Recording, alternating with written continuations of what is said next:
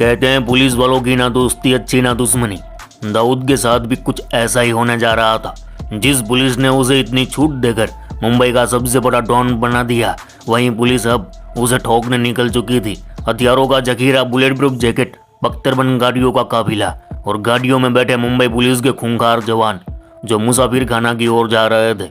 Mission था दाऊद को जिंदा पकड़ना, इसलिए इस ऑपरेशन को पूरी तरह सीक्रेट रखा गया।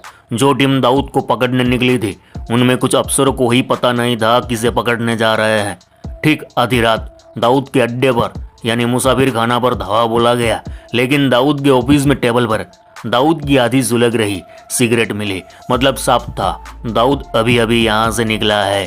कहते हैं उस रात अगर मुंबई पुलिस 10 मिनट पहले जाती तो ना तो दाऊद मुंबई से भाग पाता, वो मुंबई में बम ब्लास्ट करवा पाता, और ना ही उसे पकड़ने के लिए इतने मिशन चलाने पड़ते। आज वो भी दूसरे अपराधियों की तरह जेल में बंद होता, सजा काट रहा होता। लेकिन सवाल उठता है, इतना सीक्रेट मिशन था, कुछ चुनिंदा अफसरों के अलावा इस ऑपरेशन के बारे में किसी को जानकारी ही नहीं थी, तो फिर दाऊद को कैसे पता चला कि मुंबई पुलिस उसे दबोचने आ रही है?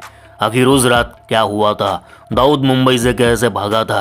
ये पूरी कहानी जाननी है तो पहले चैनल को सब्सक्राइब जरूर करें और वीडियो को एक लाइक दे दे, ताकि आप लोग को कहानी सुनाते सुनाते अपन का दिल गार्डन गार्डन हो जाए मामा।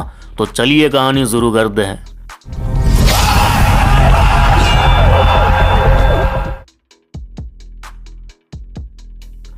केम छो मजामा रे मामा।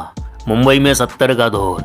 एक बात आपने नोटिस की होगी, जब जब दाऊद इब्राहिम या अंडरवर्ल्ड की बात आती है तो सबसे पहले 70 के दशक के दौर से ही शुरुआत होती है। ऐसा क्यों, कभी सोचा है? तो ऐसा है मामा, मुंबई में अंडरवर्ल्ड ने राज किया बेशक, लेकिन इस अंडरवर्ल्ड के 2 पार्ट है। एक है 70 के दशक का अंडरवर्ल्ड, दूसरा 90 के दशक का अंडरवर्ल्ड। अब आप पूछोगे इसमें फर्क क्या? तो ऐसा है मामा, 70 के दशक के अंडरवर्ल्ड में खून खराबा बहुत कम था। उस दौर के जितने भी डॉन हुए सभी मिल बांट कर राज करने वाले थे, वायलेंस ना के बराबर था। लेकिन 90 के दशक के अंडरवर्ल्ड में इससे उलट कहानी है। इस दौर में लालच, दबदबा, रक्तपात भर भर के था। एक दूसरे को खत्म करना राज करने की रणनीति थी। तो 70 के दशक में हाजी मस्तान, करीम लाला और वर्दाबाई जैसे गैंगस्टरों का बोलबाला था, जबकि 90 के दौर में दाऊद जैसे सरफिरे गैंगस्टरों का।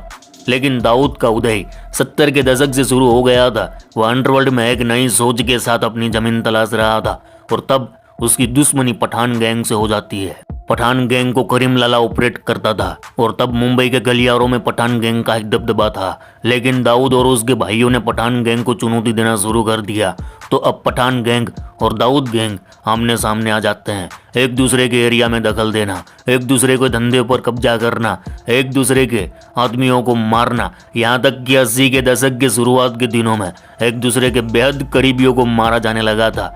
तो ये लड़ाई भयानक रूप लेने लगी थी।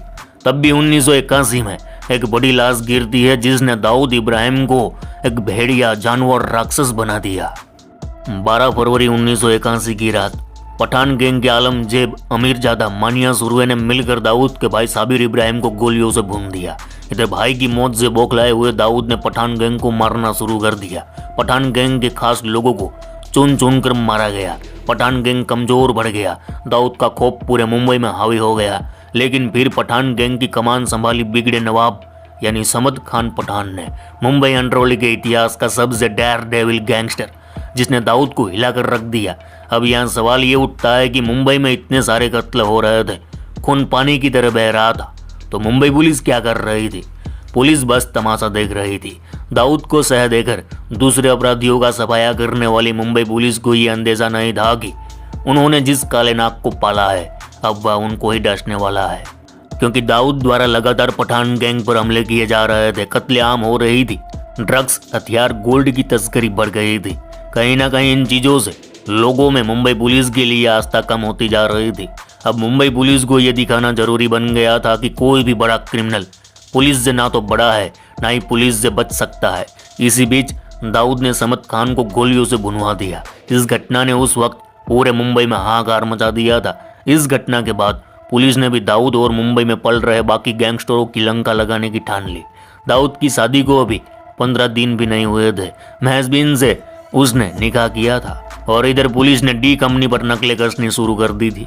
तब मुंबई पुलिस कमिश्नर हुआ करते थे DS सोमन, जो मुंबई के माफियाओं को खल्लास करने हुंकार भर चुके थे। दाऊद को अपने बिल से बाहर निकालकर सलाखों के पीछे डालने का फरमान भी निकल चुका था। DS सोमन का खास निर्देश था कि दाऊद के जितने भी मामले अब तक फाइलों में बंद है उसे रीओपन किए जाए, अब इसे छोड़ना नहीं है। मुंबई पुलिस ने दानव को दंड देने तैयारी कर ली थी, लेकिन खाकी में अब दाऊद के फेंके बिस्कुट खाने वाले की कमी भी नहीं थी। इसलिए प्लान फेल न हो जाए ये डर था, तो पूरी सावधानी के साथ कुछ एड़े खाकी वर्दी वालों को टीम में शामिल किया गया, जिनके जमीर में दम था, और इस ऑपरेशन की कमान सौंपी गई मुंबई पुलिस के इंस्पेक्टर मधुकर झंडे के हाथों में, जिनकी वफादारी के किस्से आज भी सुनाए जाते हैं। साल था 1986 का। दाऊद के लिए यह साल कुछ भारी ही था। उस रात मुंबई पुलिस की कई टीमें दाऊद को दबोचने मुसाफिर खाना की ओर रवाना होती है, लेकिन जब पुलिस टीम मुसाफिर खाना पहुंची, देखा तो इस 2 मंजिला मकान में आज इतना सन्नाटा क्यों है। ये सन्नाटा मुंबई पुलिस के जहन में कहीं सवाल पैदा कर रहा था, क्योंकि मुंबई में ये वह जगह हुआ करती थी जहाँ की रातें रंगीन होती थी, लोगों की चहल पहल होती थी, बड़े बड़े बदमाशों के बीच यहाँ बड़ी बड़ी डील होती थी। यह एक ऐसा अड्डा था जहाँ दाऊद के पंटर रहा करते थे। इस इमारत में सभी बदमाश कभी एक साथ सोते नहीं थे, और दूसरे माले पर दाऊद का एक आलीशान ऑफिस था, जैसे किसी मिनिस्टर का ऑफिस हो, जहाँ रात में भी दरबार लगता था। लेकिन आज जब पुलिस यहाँ पहुंची तो बहुत कम लोग दिख रहे थे। फिर भी पुलिस ने अपना पहला काम किया। इस पूरे मुसाफिर खाना को चारों ओर से एक छावनी में तब्दील कर दिया, ताकि कोई ना अंदर आ सके ना कोई भाग सके। और फिर पुलिस की एक टीम छापा मारने लगी। पूरी बिल्डिंग खंगाली गई, लेकिन दाऊद नहीं मिला। सिर्फ दाऊद ही नहीं, उसका कोई भी खास आदमी नहीं मिला। यहाँ कुछ लोग थे जो दाऊद के रिश्तेदार थे। पुलिस ने उन्हें उठाया ले गई थाने। एक तरह से मुसाफिर खाना से खाली हाथ लौटना पड़ा। उनका मिशन फेल हो गया।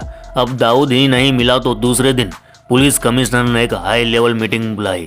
जो अफसर इस ऑपरेशन में शामिल थे उन्हें पूछा गया, आखिर दाऊद को कैसे पता चला कि पुलिस उसे गिरफ्तार करने आ रही है। कमिश्नर को अंदाजा तो था कि पुलिस में भी उसके लिए जी हुजूरी करने वाले हैं, लेकिन इस ऑपरेशन के बारे में कुछ चुनिंदा अफसर को ही पता था। फिर दाऊद को कैसे पता चला? क्या इन अफसरों में भी कोई उसके तलवे चाटता है? ये सवाल थे, लेकिन इसका जवाब नहीं मिला। बात अंदर से लीक हुई थी ये समझा जा सकता है, लेकिन किसने लीक की आज तक पता नहीं चला। तो मामा दाऊद को पकड़ने का मिशन फेल होने के पीछे 2 वजह बताई जाती है। पहली है कि किसी पुलिस वाले ने ही दाऊद को ये जानकारी दी थी कि तुम्हें पकड़ने के लिए पुलिस टीम निकल चुकी है। दूसरी बात ये बताई जाती है कि जब पुलिस टीम मुसाफिर खाना की ओर रवाना होने वाली थी, तभी पुलिस कमिश्नर ने मंत्रालय में एक वरिष्ठ राजनेता से इस अभियान के बारे में अनुमति मांगी। हालांकि उस राजनेता ने पुलिस कमिश्नर को कहा कि ऑपरेशन करे, लेकिन दाऊद को जिंदा पकड़े। बताया जाता है इस राजनेता का दाऊद से कनेक्शन था, और उसी ने दाऊद को इन्फॉर्म किया था कि पुलिस टीम तुम्हें पकड़ने आ रही है। हालांकि ये सिर्फ दावे हैं जो आज भी एक राज बने हुए हैं। खैर 1986 की उस रात दाऊद ने मुंबई छोड़ दिया और दुबई चलाया गया। इस घटना के आज 38 साल बीत चुके हैं। दाऊद फिर कभी हाथ नहीं आया। आज वह कराची में रहता है, हर कोई जानता है, लेकिन ला नहीं सकते। दाऊद को भारत क्यों नहीं लाया जा सकता? इसके पीछे कई कारण हैं जिस पर लंबी बहस हो सकती है। तो मामा आज के लिए बस इतना ही। चलो इस गुज्जू भाई का राम राम, मिलते हैं फिर।